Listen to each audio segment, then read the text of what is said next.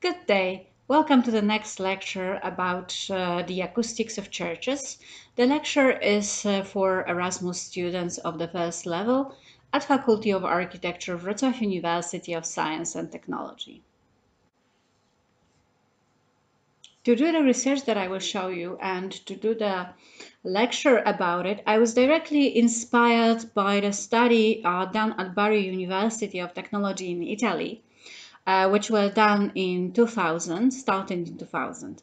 The studies took into account several churches in which the researchers recorded pieces of music that had different articulation. They were from different time periods.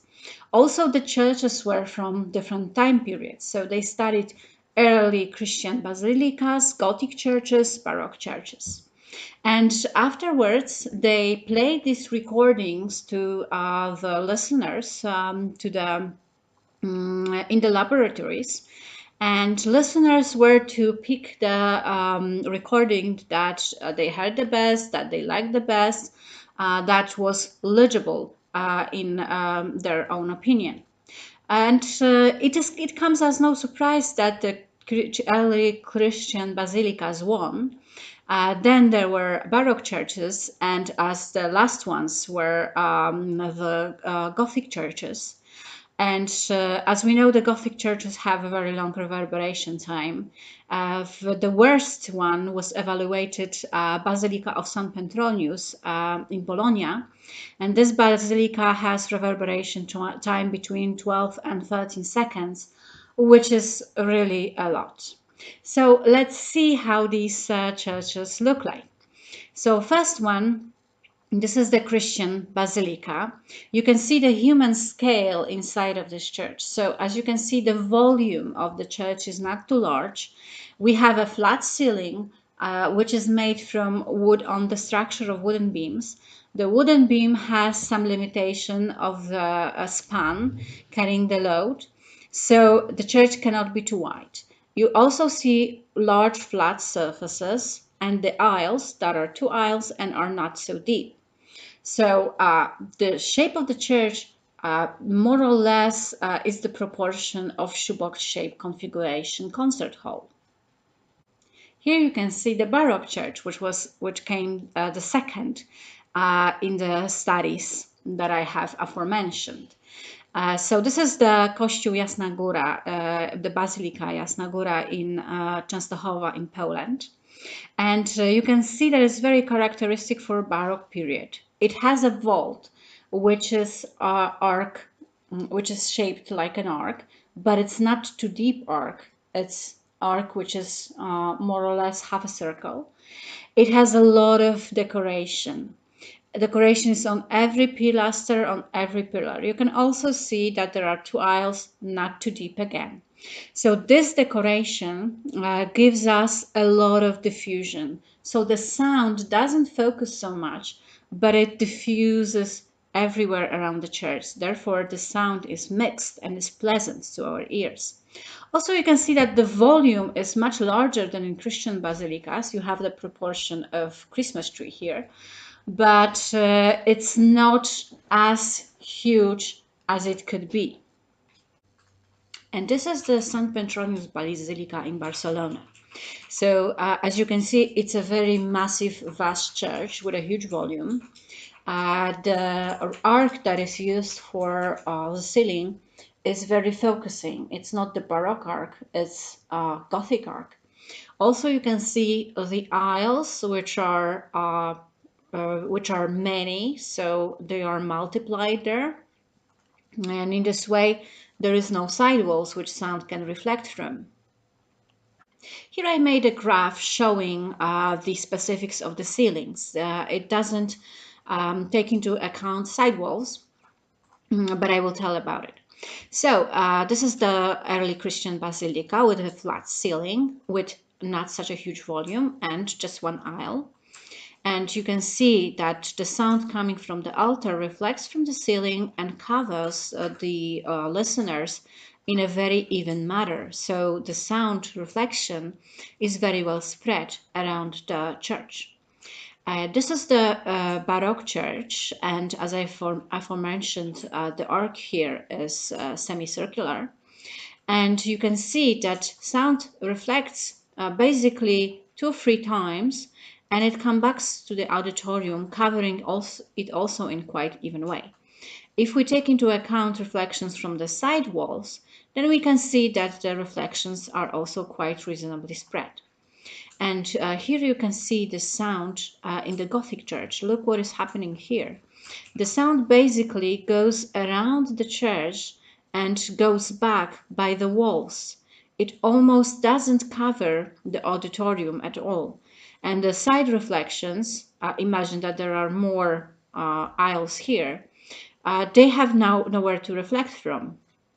So the sound has very long way to go, so it loses its energy by the friction of air and by the friction from the walls. And also, it doesn't actually come back so much to the auditorium. So this is why we are not able to hear properly in the Gothic church. The sound goes everywhere around, but not to our ears.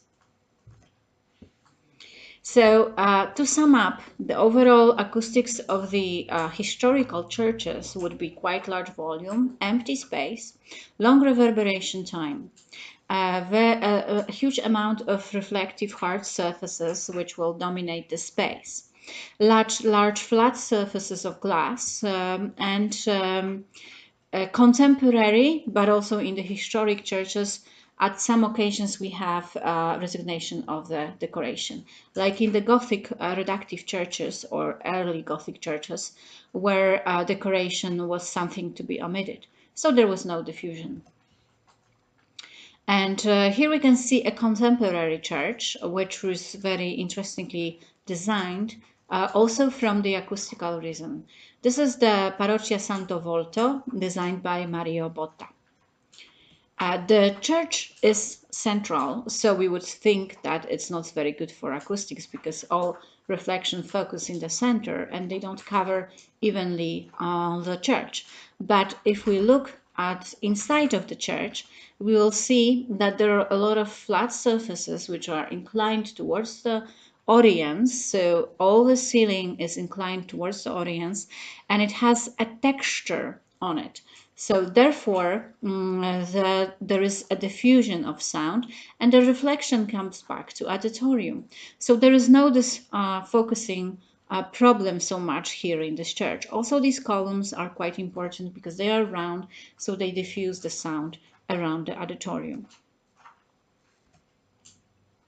In the contemporary churches, what is very characteristic is that there's not so much chant and singing, but there is more talking. There is more focus on word and on the on all these elements connected to talking parts of the ceremony.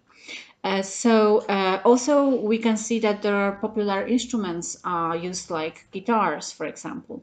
And in the historical churches, we had pipe organs. Pipe organs require reverberation time about 10 seconds, while the guitar would probably benefit from the reverberation around 1 second. So that's a huge difference.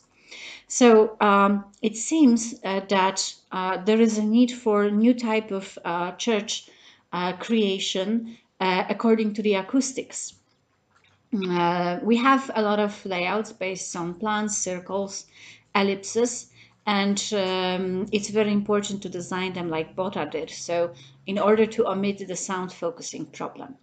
What is also very important is that we have in churches the electroacoustical support, reinforcement of the sound with the speakers and loudspeakers, with microphones. The acoustics can be shaped differently than in the traditional forms.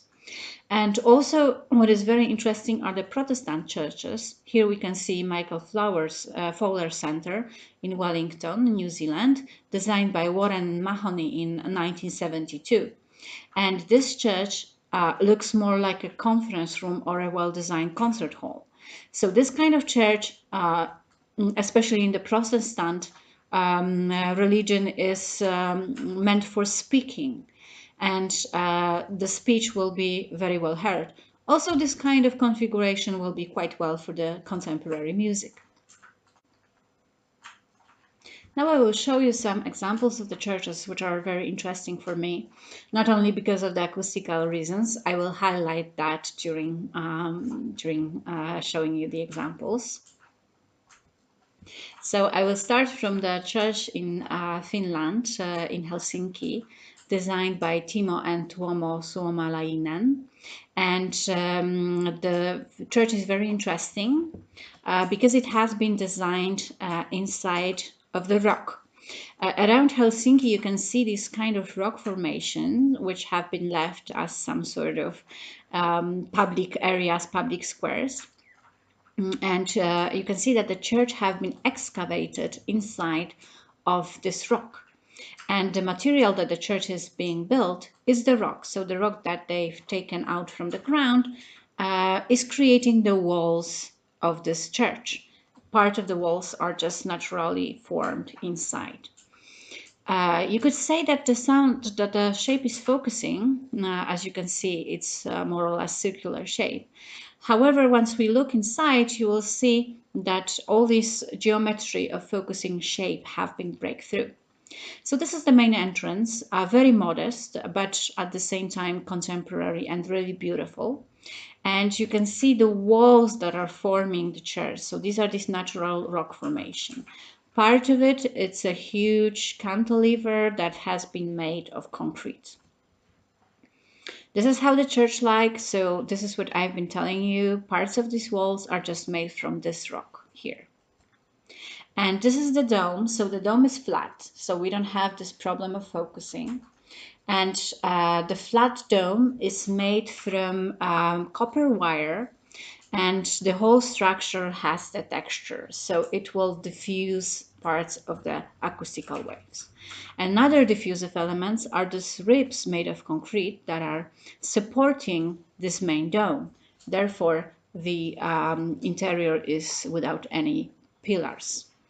And the rock, the natural, and parts of it shaped by man, is creating the support structure for this huge dome that you can see here. What is also very interesting in this church, that on this rock there's a natural water dripping around because it's inside of the rock. So it is like you would be inside of the cave, and you can hear the sound of the water if the church is quiet.